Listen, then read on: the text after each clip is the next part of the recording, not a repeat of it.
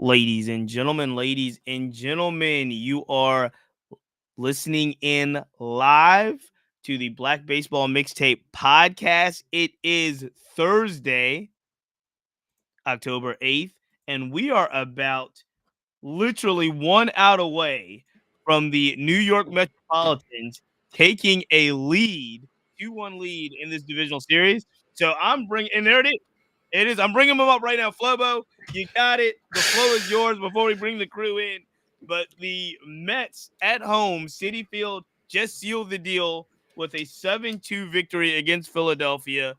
What are your range of emotions right now? It was like a city holiday, man. I mean, the game was at 2:00 local time or 5:00 local time. People took off work. Grimace had his own train. Like, it was a big deal. Seinfeld was hanging out, man. I mean, look, the Mets have been on the road for what, 16 days?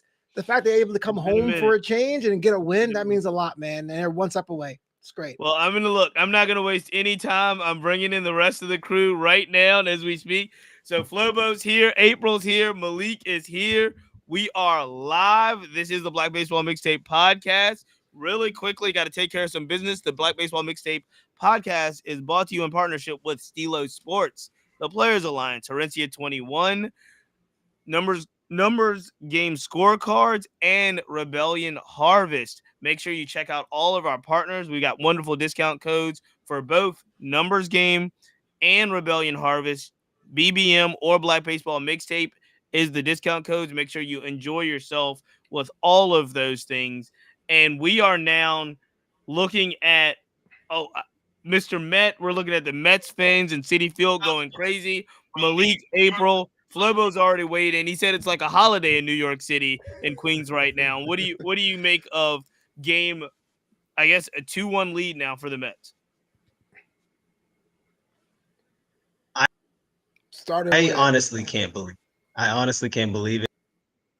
it. We on a roller coaster this entire season. We haven't to make it to the playoffs, and then there was a time where it was Mets. It was all Mets for pretty much.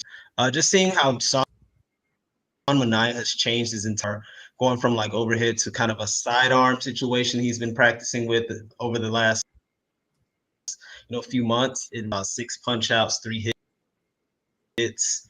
You can't from your starting pitcher. What do you think about Devin tonight? I was very impressed watching him tonight. And he seemed really comfortable. He also seemed completely in his element on the mound. I didn't see like a bit of nerves. Normally that's something that kicks in when some pitchers are in the postseason. But no, he seemed completely ready, composed. And remember, this is also a division rival. So it's not like he's out there just playing, Padres, Dodgers, or someone. He's playing someone that he's also familiar in playing. But I will say, I am not surprised about the Mets. And this is true. I said it before the season. Let us speak. I'm not surprised about the Mets because I like I said on the last episode, I told Flobo, I see them going far. And with them playing a team that they have this divisional rivalry, that adds a different element to it. And of course, they don't want to just win to go to the next round. They want to win to beat their divisional opponent. Absolutely. What are we thinking, Flobo? How you feeling? You're Mr. Met here. You are the resident Die Easy Mets fan. It's funny because I'm a proud Mets fan, but in that Discord, I got to hide in the shadows sometimes. Right, Shout out to the Black Baseball Mixtape Discord. Black Baseball Mixtape Discord, absolutely free. If you want to join, DM me. Yo, please do. You know what it was? It's kind of like what the season's expectations were. Everyone was looking at 25. We still had that payroll from the surgery experiment. So the fact that we even made, you asked me in April, you think it's a playoff team? I said, yeah, maybe if they're the 3rd seed. They got in the most crazy way fashion. They built a whole day of baseball for them. And then it's been hot. And I understand there's like a quirkiness to them with whether you're Glizzy Izzy or the Rally Pimp or the Grimace or whatever you follow. But like this is like what a movie is. It's like the Tigers are on the other side of the bracket. This is like what it is. Like this is a team that no one counted in, and now they can pretty much beat the presumptive number 1 seed to move on. It's crazy. Yeah, shout out to Woodcrest on YouTube who left a comment. We are actually streaming live on YouTube. We are live on Instagram. Woodcrest leaves a comment that says the Mets closing that series out tomorrow. I lied to you guys because I said I was going to start with what's happening in LA, but let's get to this right now.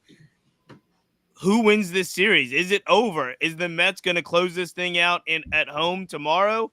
Or do we think we're going 5? Do we think we're going back to Philly? What say you, Malik?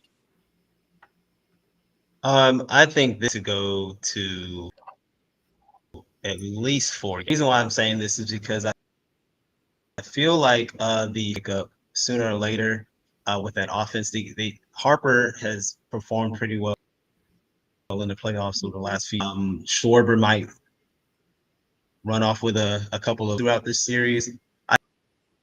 I think that is going to have to go to, and at the end of the day, it is the Philly division, and so we got them, but they just need to wake up a little bit. Well, let me be clear because I don't want to be confused. This is a 2 games in Philly, 2 games in New York, Right. 1 game in Philly, best of 5, right? Correct. So Philly has to win tomorrow to force a game 5. Is that right? That's correct. Yes. Okay. So you think it's going to go 5? I think it's going to have to go 5. These guys are just Yeah, hitting too well. The Phillies, they've hit all this season, of course, but I think there's going to have to give with these guys, and they're going to hit eventually. All right. What say you, April? I feel like the Mets have the momentum right now. And in watching them, it's really, really hard to see the Phillies come back. Like they had Nola on the mound today, and he didn't look terrible, but excuse me, I'm sorry, not Nola. Nola, they were able to hit off of Nola today. So for them to not back him up, having one of their best pitchers on the mound, I'm just not seeing them in New York make it past game 4. But I'm not gonna count them out. I'm at a like 60-40 right now that the game is gonna close out tomorrow. 60-40, game closes out tomorrow. Do we know already? We do, right? Yes. It's listed as Ranger Suarez versus Jose Quintana. Yep. That is the matchup for tomorrow. Do you think, Flobo, the Mets do it tomorrow, given the matchup is Quintana versus Suarez?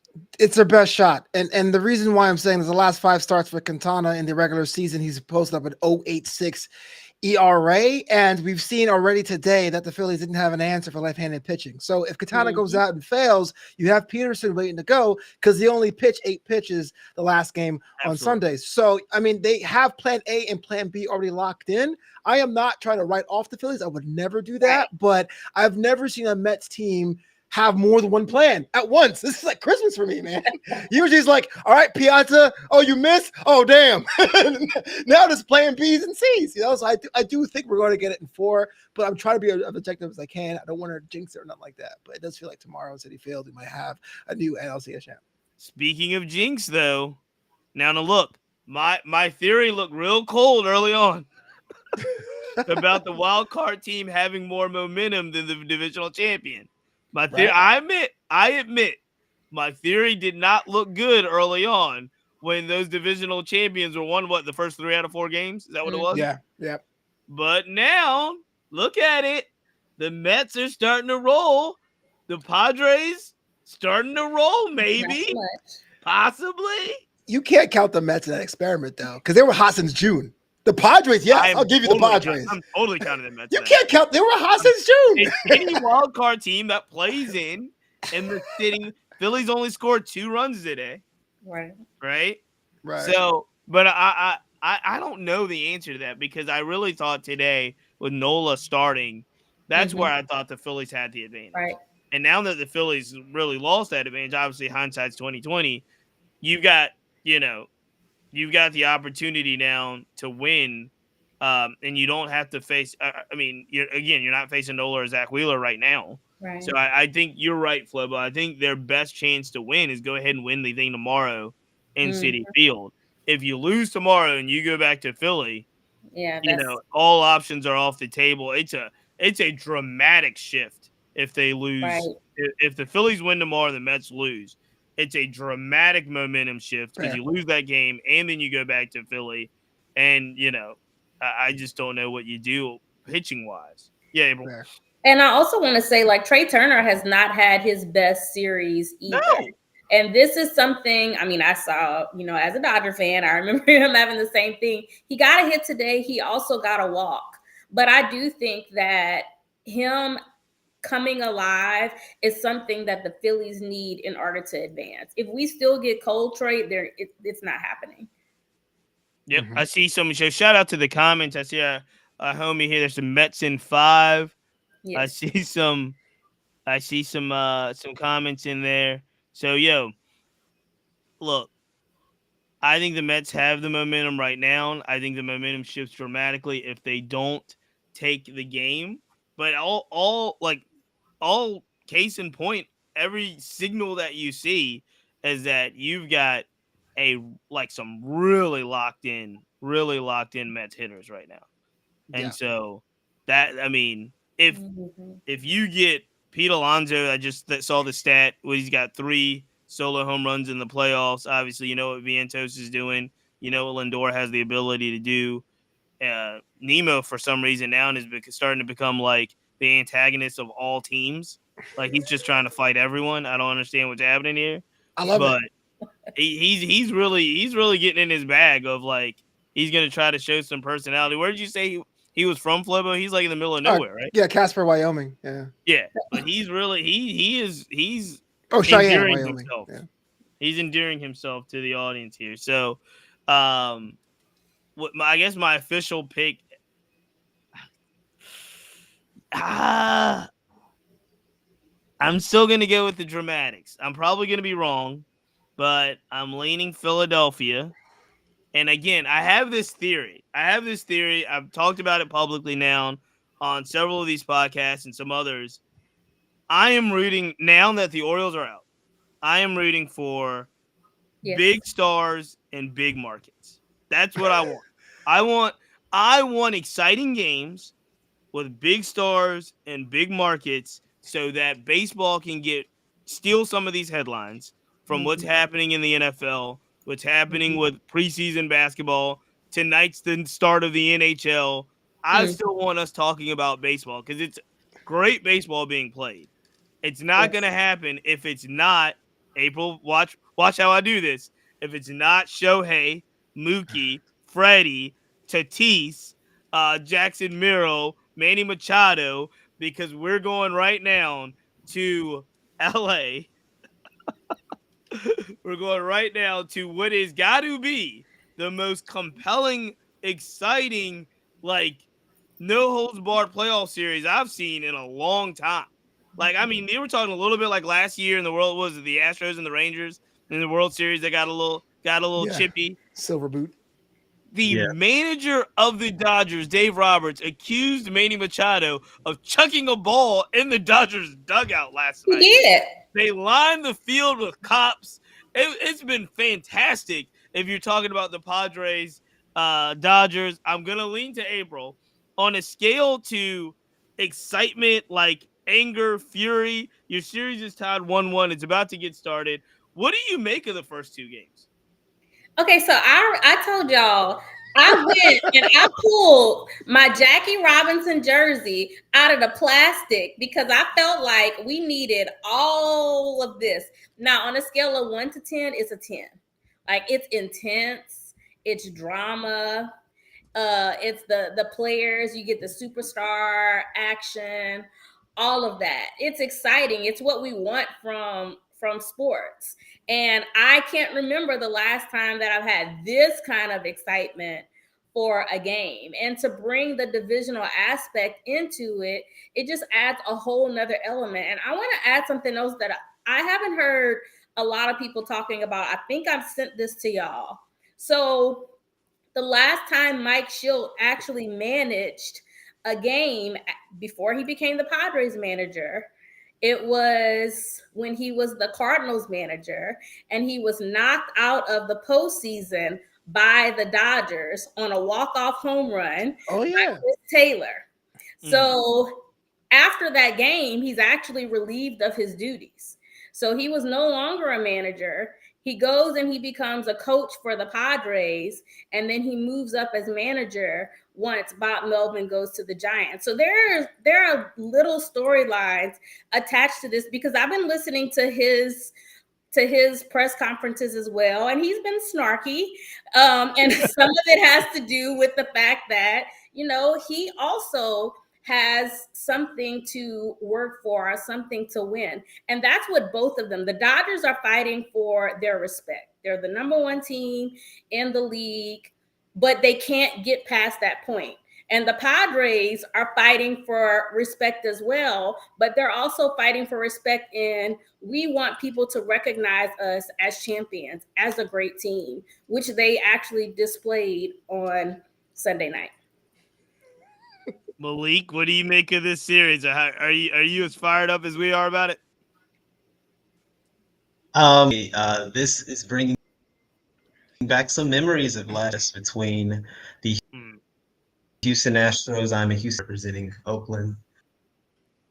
Rest in peace. R.I.P. Oakland. R.I.P.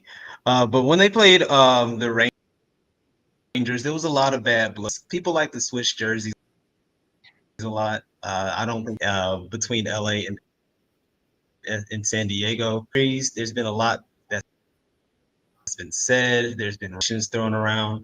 But I want to pay attention to some. The fact that Mookie Betts almost hit in a little bit. Mm-hmm. The story has been season unperformance or his inability to hit during the postseason over the last few games that showed us that he's starting to lock in a little bit. He's been going in the cage, taking hundreds of swings in between just to be able to lock in for the games. So I think Eric's and Profile robbing that home run was a big blow. I think that just watching that kind of interact with the crowd, seeing Tatis shake, that's some good, entertaining baseball from the outside. For teams who are out of it, if you're a fan of a team that's out of it, this is something out of watching baseball. Just because your team's out here crying. So just Tatis, Manny, all of the watching. I love it. Love it. I'm going to put this stat up on the screen, and I think it's an unreal stat. Because when you're talking about as great of a player as Mookie Betts is, I think the stat here is Mookie Betts 0 hits in the last 22 postseason games. They just ran it up on FS1 as we were talking about it, but I think the stat is 0 hits in the last 22 postseason games for Mookie Betts.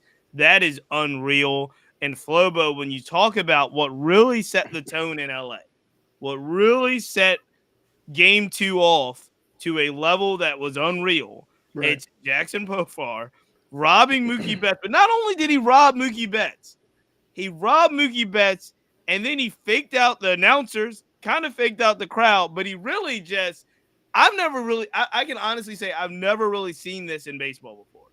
He caught the ball, then he just kind of held it and bounced and let them think that he didn't have it.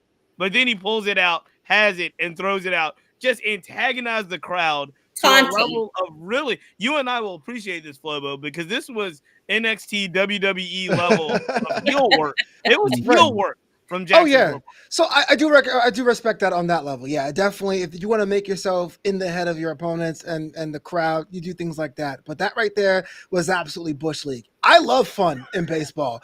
I'm rooting for Grimace. He wasn't even the mayor of the town that Ronald McDonald was from. But you think about the Padres, man. And last week I said this. I said both teams are playing tight. The Dodgers can't go past a certain point. The Padres have been little brother to whatever you want to call it for so long. I understand. You want to go to your opponent and really put the hammer down, as Gary Cohen would say. But that right there was such a cheap thing. To be like, it's all about me. And the thing is, he got mad when he got booed. It was like, you can't do something like that and get mad. Jesse Winker is on my team. He is an absolute goon, but he knows when he's being kind of crazy. Profar did not have to do that, and he deserved what he got. I'm sorry. Thank you. I've been saying you taught the crowd, and now you're upset that the crowd responds back to you. Yo, you got to be able to take it. You can't. If you can't give it out, don't take it. All right, come on. I love it. No, you know what? I think Flobo, I love that response even more than I love the Profar play. Being honest with you, that was awesome. Let it all out. Let it all out. Mr. Relevant. Yeah, I got you. I love it. What do we make of? So, I don't. We are in 2024. I'm in the whole let the kids play. Let them flip the bats. Let them pound their chest. Let them I'm in it. So this is just the next level. I was impressed because, again, for someone that has watched as much baseball as I have watched, I've never seen that. And when I saw it, I actually thought it was a home run. I was like, oh, Mookie, broke out of it, did his thing. I'm sure Mookie thought so too. And then Profar just I love the heel work. Now and again, I'm not upset about him giving the complaint that he gave, because I believe the complaint that he gave later in the game, I guess as we were going into the 8th or 9th inning, was about items being thrown at him from the field. Mm-hmm. It wasn't about just booing him. It wasn't just about insults. I think he would have been able to take that. I think he took that for the most part of the game out in left field. But when it does come to projectiles being thrown at you from the field, that's where I'm like, you have to do what you did. I don't know if he got kind of real salty. He was looking like I thought he might even get kicked out of the game at how angry he was talking to the umpires. Yeah. I'm not there because I'm thinking the umpires and the security are trying to help you per se. But I'm okay with him calling a flag on the debris being thrown at him.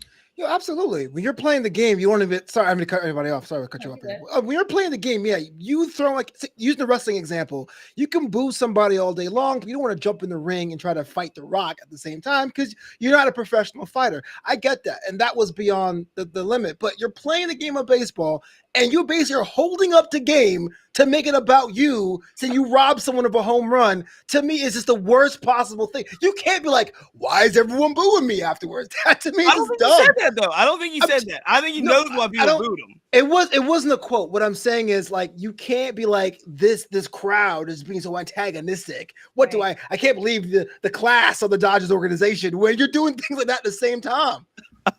You can't do that, bro. This was not his first time. He's done this against the Giants too. So he has he did that type of play or the not the type of play where he complains to the umps about the crowd. And my thing is, I will say this. I don't think anything should be thrown on the field. That's a safety issue. I don't care who it is. Don't throw anything on the field. But as a player, you also got to realize I am 90% of the time on the player side, because I do think that fans get really ridiculous.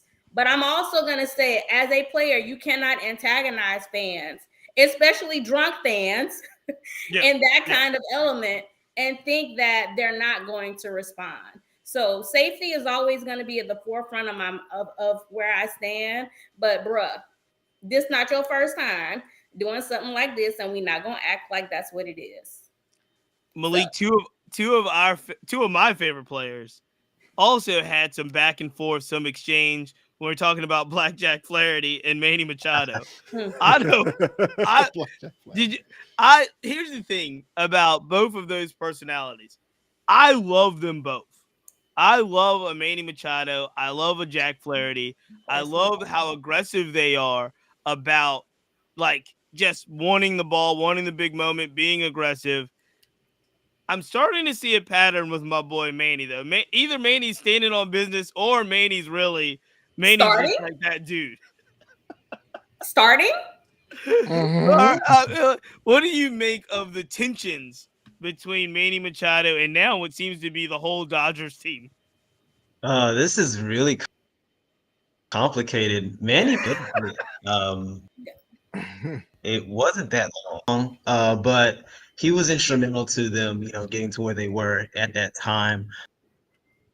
I think this is just being himself, but at the same time, I think he's seen when he was with the Orioles, when he had that snafu, which even when he stepped on Jesus Aguilar. I think this is a different Manny because we saw that he pulled everyone into his leadership the most at this time, rallying his team. Yep. And so I think if Manny, one of our teams, would stand behind him, just like the Astros stand behind Alex Bregman and everything he does. So I think that again, he rubs folks the wrong. Jack Flaherty, I love, bro, but 2 strikeouts and saying, "Come on, bro." That's a little Bush League. Flaherty Bush League. Flaherty Bush League. Yeah, like 2 strikeouts. April, do you think Flaherty was out of pocket? No, because Dodgers players do not like Manny Machado. Like, y'all don't understand. He did play for us. What was this? 2018. Did not hustle. He played 25 years old, 2018, 66 games for the Dodgers. Don't matter. We don't like him, okay? We don't like him. And yes, and y'all also have to remember, as he's been on the Padres, there have been bickerings back and forth between them and us. One was the Cody Bellinger actually robbing a Tatis home run. And as they're going to the dugout, Manny is chirping, and then they're chirping back. This isn't something that just doesn't happen. We do not like each other, and it has now come to the tipping point. Now, for me, do I think Jack went too far? No. You got struck out. I don't care what it is. Go sit down. Because you've been chirping at me, so now have a seat. And now, are we talking about the throw at the dugout too now, or are we leaving? So is that on video? Did anybody see that happen? I will say now, Dave. Y'all know I love Dave. I don't like Manny. I didn't think it was all of that. However, I do think that I wonder if that was a move to take off of the team more as a distraction type of thing. Because you don't hear people talking about the 0 for 22 really with Mookie. You don't hear people talking about Shohei's at bats from the last game and so forth. So here we are discussing, did a ball actually hit the dugout more than the plays or lack of plays of the players? To me, that's a bigger issue. I know I'm a resident newfound Padres hater, but the fact you went to LA we said this last week. We said this last week. I was fine with them 15 years ago when no one was going to those games, and everyone decided to buy a jersey in 2019 talking about, I'm a San Diego fan. We run the South, Petco Park North. That's some crap. But I live here. And I see that crap. Anyway, what I'm saying is we never had the situation with the Dodgers. Yeah, back 10 years ago, there was a whole San Francisco Giants thing, but they cleaned up their act, quote unquote. But the fans change almost overnight. And it's a cool story to say LA is acting how we thought LA would be. But for years, that crowd was clean until this team rolls up and we have to just assume it's the Dodgers' fault. I don't buy it. I'm sorry. The Padres. I just can't. So let's talk about what is happening on the field between these two, because it just showed a stat here. I just posted it up. Walker Buehler is seeking his first win since May. Okay. Yikes. First win since May. I was thinking about this. I'm trying to wrap my head around this. And honestly, look, people in baseball now tend to throw around the term David versus Goliath way too easily.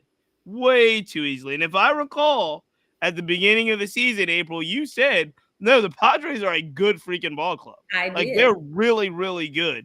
And when you look at it, Manny Machado, Jackson Merrill, Fernando Tatis, Xavier Bogaerts, Dylan Cease, Yu Darvish. This is not David versus Goliath. This might be Goliath Light versus Goliath Big. You know what I'm saying? These are not this is not the little engine that could and Hoosiers trying to beat the team. this is a very good baseball team playing Yes. another very good baseball team, and I think this thing at 1-1 can go either way. Yeah. I agree. And let me say something. Walker Buehler, I don't know if y'all saw the story. He was like robbed maybe like a week or so ago of like a $100,000 watch or a chain or something. And he also has something to prove. He's had better starts coming off the end of the season, but the Padres are playing really, really good baseball. And watching the game on Sunday, they made plays in that outfield that some teams would not have made. And that also led to, those defensive plays that crushes your spirit, that crushes your momentum. So watching that happen, I was like, dang, like when you think you getting a hit off, you're not getting anything. And I do agree. And I said from the beginning, if there was one team that I believe could match up well with us in the playoffs, it would be them, because they have good pitching, they have good hitting, they steal bases very well, they play a complete game of baseball. And that's what you're seeing them do right now. All right, so let's get down to it. Let's ask prediction time. It's 1-1 tie. They are in San Diego tonight. I think the crowd in San Diego is going to be extra juiced because of what's happened in the first two games. They got a point to prove because Chavez Ravine was lit. So I think this crowd here in San Diego has a task. Malik, I'm going to start with you. Who would you rather be? Who are you picking for the series? I am picking the Brown, and I'm picking the Padres. This is my perspective. The Padres and any player, unsung heroes to come through, and I think are now relying on some of them. They're relying on the Miguel Romans to get some of those bottom of the order hits, but the Wades are going to come through. The Solanos that they have on their bench. I think that the Padres have a lot of fire. They got a lot of fight in them. They seem to be playing with some of the LA fans and the team, and so pick the Padres in this series, and it's going to go to April. Are we talking about tonight or the series? Series. I am not going against my team. I don't care if we lose tomorrow. I am not going against my team. There's a reason I pulled it out. I am rolling with the Los Angeles Dodgers until the tires fall off. We got this. I believe in Walker Buehler. I think that he is going to be because let's not forget, Walker Buehler has one of the best postseason ERAs. And I am hoping and praying that we get to see that dog come out of him tonight. Fingers crossed. All right. So you've got one Padres for Malik, one Dodgers for April. Flobo, I know how you feel about this personally. Who do you think wins the series? Man, I wish the Padres and the Braves would just disappear and we just get two new franchises. But I can't do that. Now, I'm torn because I'm rooting for the Dodgers. However, as a Mets fan, last year, 2022, you remember who bounced us out? It was San Diego. So I would love to have that redemption arc. I would love to run that back. So I'm going to pick San Diego, but it pains me to do that because I am rooting for LA, even though I do want the Padres next round. I'm hurt. I know. We gotta slay all the dragons. We gotta slay all the dragons. We gotta do it for Grimace. Don't worry, April. I got your back on this one. I'm also picking the Dodgers. I think the Dodgers are. I think they're too good of a team to keep down. I mean, like that Mookie Betts stat is unreal for a player that is extremely that talented. He's got to get off of it. Shohei's got to be Shohei. Freddie's got to be Freddie. Walker Buehler. These guys got to come back and do the things that they do. If they do that, I do think that the Dodgers are the better team. Obviously, that doesn't matter when you talk about momentum. I think tonight's big. I think tonight's game is huge because if the thing about the Padres that is dangerous is that you feel as if the Padres, like the Mets, are playing with house money. Like they're playing with house money. Mm-hmm. They can be as loose, they can be as annoying, they can be like the tension, the pressure, all of that is on the Dodgers. Same thing with the Phillies. So when you're playing with house money, it's just a different feel. And Tatis and Jackson Merrill and Machado and Bogart, they can just go out there and be free swinging, man. And that's what they're doing. That's what they're doing. So I feel like the Dodgers should and hopefully will win the series, but all the pressure's on LA. Yes. All the pressure's on LA. And let me also say two things. Freddie Freeman, that ankle, it was bothering him in the last game. He actually exited out of the game for that. So that's something to keep a lookout on. And Cheats, you haven't been wrong yet. Because some of the games that you've been calling. No, I said it. Yes. Run the tape back. I said the So Orioles. far this postseason, you called the Tigers winning that first game. They did. Yeah.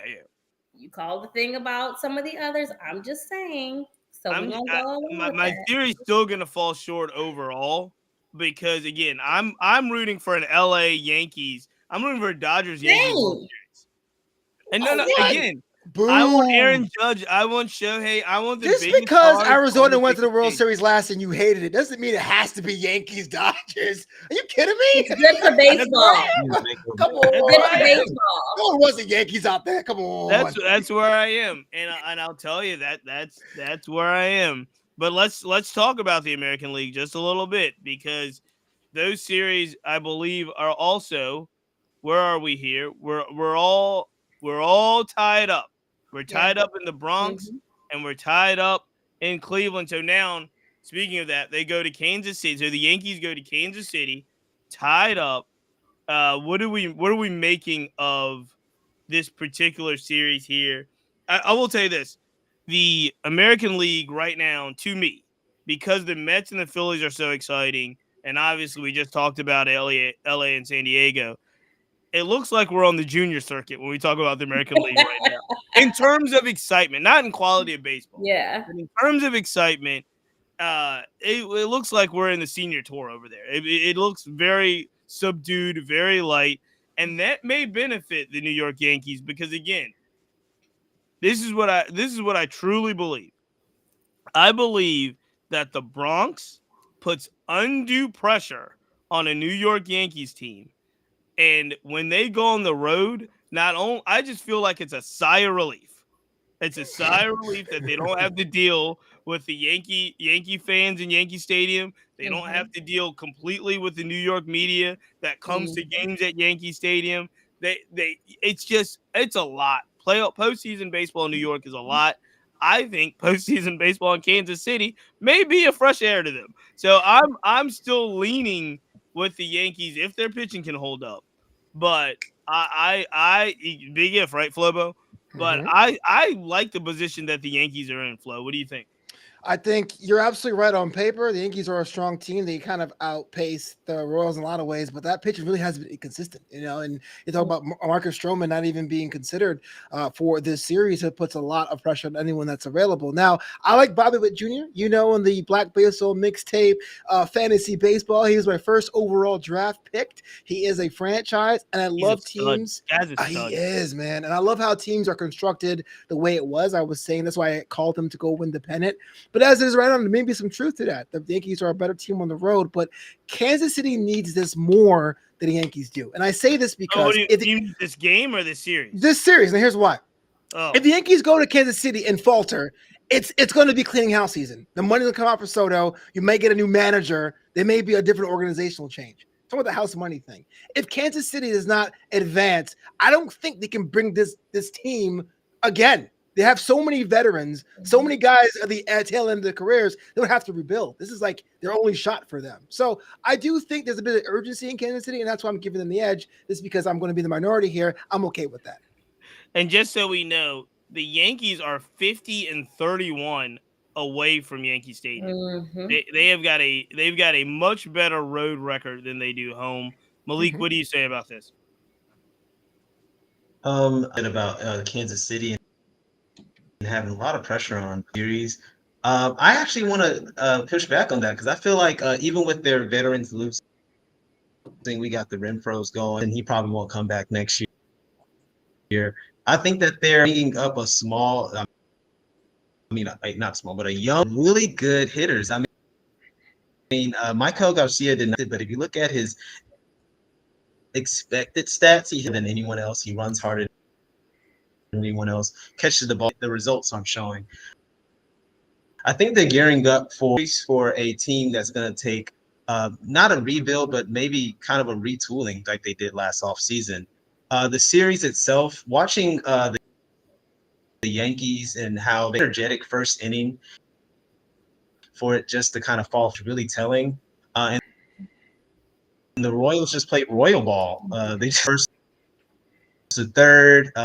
They won it in the play that exactly that a hustle ball player, and so they just hustled the Yankees out. I don't even think Giancarlo Stanton can run at this point in his career. So you're thinking a team that's really reliant upon, and another team that's been relying on running the bases, playing sound defense in contact and not striking out. And so I'm intrigued by this series and hoping that the Yankees can, for their sake and their fans' sake, but the Royal ball right now. Good points. All good points. April, what do you think? So this is the only series that is not a divisional series. And that also means that out of all of the games, the Yankees and the Royals are actually traveling a bit further away to be able to play. And I'm interested in how that's going to have an effect, considering, all the other teams are in some kind of proximity to each other.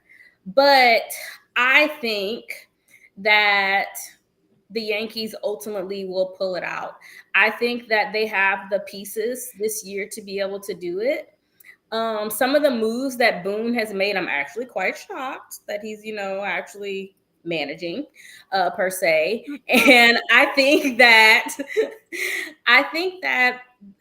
Judge is also going to break out of that somewhat postseason slump. We've talked about it with Mookie, and we talked about it a little bit with Trey, but Soto is also having that moment. And I think that he is going to break out of that. And with him and did I say Soto? I meant Judge. I'm sorry. Judge. I think that we are going to see that. And I'm actually proud and excited of what that's going to look like. I'm overly confident that they are going to win this season. I got a question for you, April. Yes. Assuming they don't win the championship, they don't go all the way, right? Whose job is more at stake, Dave Roberts or Aaron Boone's? Oh, I have them both gone. Whoa, it's gonna fire everybody. Let me say something. He's like, nah. Before Dave coached his rear end off.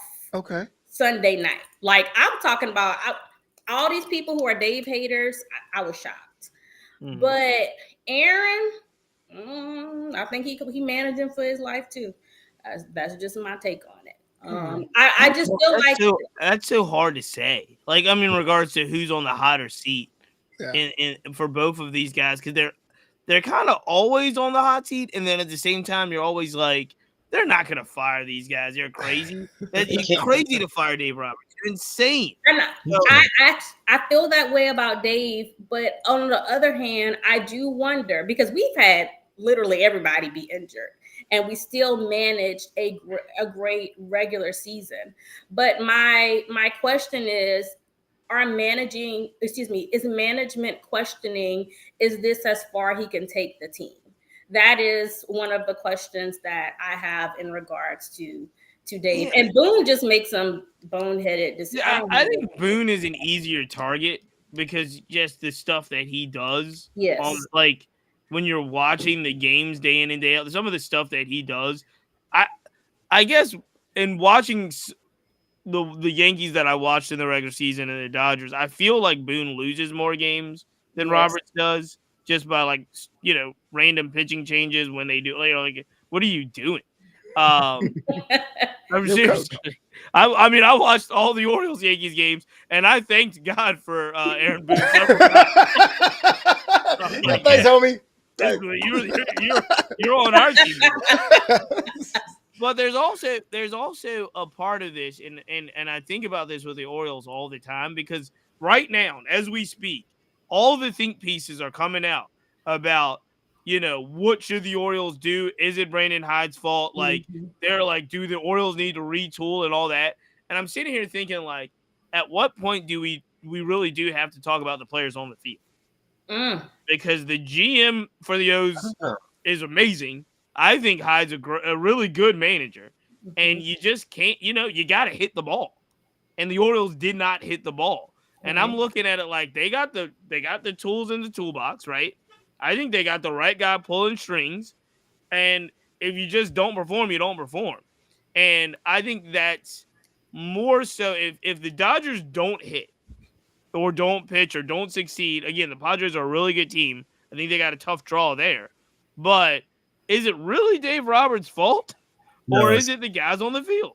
So, it's and not. I want to Can't say, be and his. I will even take it a step further and say, I love Dave Roberts, y'all. Let me be clear. I love Dave. So for me personally, I want to keep Dave. But Mhm. I don't think I will say the pitching is an issue. And when I say pitching, the pitching coaches, that is an issue. There's no reason why every single pitcher on your team should be out at some point in time. We literally pulling people up from single and double A to be able to pitch. And so what I've been hearing is our focus on velocity is affecting many of the pitchers that we are seeing right now. So if we do see a change, I do think that it's going to come from that aspect. That's what I'm hearing. Interesting. Interesting. Malik, what you got? I can't hear too much. I can't really any Dave Roberts slander, even if it's leaving his position. Here's the reason why: winning this Yes. manager for the last like 5 years since he's joined the Dodgers regular season. Say what you want about his postseason, the front office is going to have to keep a guy like Dave Roberts. And the thing about management, I can understand that from like a management. I can see that all across the game. It's looking like GMs are involved in the day-to-day decisions of managers, even which arms they're going to call it from Double A who throws 101. I can't see Dave Roberts leaving. I think franchises like the Dodgers, you're going to have good managers, and sometimes you might have a few postseason losses, win games. It's better to have some stability than to have this, from my perspective. Fair And he enough. signed through 2025. So, hey, we got one more year. Flip, I'll give you the last word on this. Man, it's always a tough thing to manage a baseball team. I know it's kind of a weird thought experiment, but I always felt like both those situations had fan bases that were kind of getting antsy. The Dodgers didn't have a championship, but they are taking the flag of it with a shortened season, whether or not they would have that sort of thing. I will say, just because Aaron Boone gets ejected almost weekly, it seems, his job is a bit more on the chopping block, but Yeah. because the Yankees haven't won a championship since 2009. But Malik makes a good point. I mean, the fact that we're even in the conversation should buy you another year if that was me. That is true. Hey, let's take it to the last series. We got about 10 minutes left here before we finish this thing out on our live edition of the Black Baseball Mixtape podcast. We are coming to you live every Tuesday, every Thursday, and every Sunday. And hey, look, if you were with us last Sunday, you saw former Major League player Lewis Brinson join the squad and did his thing. I appreciate everyone that's in the comments. Let's take this thing to the AL Central, and we got the Cleveland Guardians, who I think are like, when you talk about dangerous teams, the Padres are a dangerous team. I think the Guardians could be the most like that's the team I don't want to see in the playoffs. And they're taking on a red hot Tigers team. The Tigers managed to get one, and the series is tied 1-1 as we go into where are we going next? We're going going to Detroit, Comerica Park. Those guys, they're going to be amped up. They're going to be ready to play. April, when you're looking at the Cleveland Guardians and the Detroit Tigers, any thoughts that you have as we move forward on this series? Oh, wait a second. Do we make predictions? Do we make predictions on we made predictions on all the series, Yeah. right? The last one. Okay. What are we making of Detroit, Cleveland? Cleveland. I'll just keep it short and sweet. I'm going with Cleveland. I think Detroit had a nice, cute little momentum. However, Nice, cute. I'm rolling with Cleveland. That's it. I think Houston, and Malik will say it was cute too. The Detroit momentum was a little cute. Oh, look at these fans. Really quick, 13 minutes to first pitch. Tatis is running out in the outfield. They're doing their introductions. The Petco fans are going, and hey, now look at this. The heel work worked because he's a complete face in San Diego. And that's look at that. It's Tatis, Profar, and Manny Machado all standing ovations out there. Look at this. Look at Can't wait till we get them. They're not freedom fighters. Come on, I'm man. sorry. Malik, go ahead. We're in the D. What do you make of Cleveland, Detroit? I'm so impressed by Stephen Vogt's management, and that bullpen that Cleveland has is pretty nasty. However, I'm going to pick Detroit, and the reason why I'm going to have AJ Hinch at the feel like chaos. Sometimes fighters try a little bit harder, and they have been as you runs. They're not the same type of team that they used to be. They're starting to, swing the bat some more with more, I guess, regret. They might pull it off with a little young man magic. And they're also taking the series to Motown, and so it's going to be a pick Detroit in this series in 5. Wow. All right, so we got Cleveland for April, Detroit in 5 for Malik. Flobo, what say you? Man, you think about Cleveland's run, you know what, like an anti-hero? They're like an anti-villain. Like, they did everything right. They're a nice team. They're likable. We love them. But Detroit got hot too. And everyone loves an underdog. So everyone was talking about Detroit. And that walk-off from Carpenter was like stuff that was played endlessly in MLB media. But let's be real. When it comes to teams with strength, I got to give it to Cleveland. They have the depth. That'd be my choice. I've been wrong plenty of times before. But at the same time, it's like you don't want to root against Detroit because they got the mojo. As a Mets fan too, seeing it, it's like they're the other side of the bracket with the same kind of spice that we got. But you know what I'm saying, gun to my head, got to pick Cleveland here. Interesting stat that I didn't know about till just now. The Detroit Tigers, 43-38 at home, 43-38 on the road. So it's you can't say they're better road team or home team because they have evened it out across the board. Now there's 42-39 on the road for Cleveland. They're better, slightly better home team, very slightly, but I just think Cleveland's the better team. I mean, they won the Central by 6.5 games, even with Detroit getting as hot as they got in that last month and a half, 2 months. I love Jose Ramirez, Steven Kwan. They've got the best bullpen in baseball, hands down. Like, you get past the 5th inning, 6th inning, you're done. You're not. I'm surprised. Obviously, they got to Class A already this series, but yeah, I'm going to take my shot with that guy every time. And same thing. I mean, looking back, I'm going to take my shot with Devin Williams. If I got a 2-0 lead in the 9th inning and I got Devin Williams on my team, I'm giving him the ball. Like, that's what's going to happen. If I got Class A, if I've got Edwin Diaz, Mets fans, I'm giving these guys the ball. And I think that Cleveland has the best bullpen in baseball. So we're going to see. I think Cleveland kind of picks it up and shows out. Who knows? Again, this is baseball. Anything can happen. We're about, 10 minutes away or less now from what we think anything can happen in Petco. I'm completely jazzed up.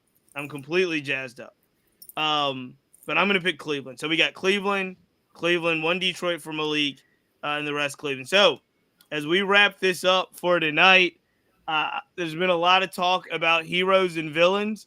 I'm going to ask each of you, give me your favorite villain in baseball of all time. Who is your favorite villain? Because if we're looking at my man Profar over there, he's starting to get villain status. But Flobo, Malik's rubbing his hands. Malik, do you have a villain? I got one to pull out the woodwork.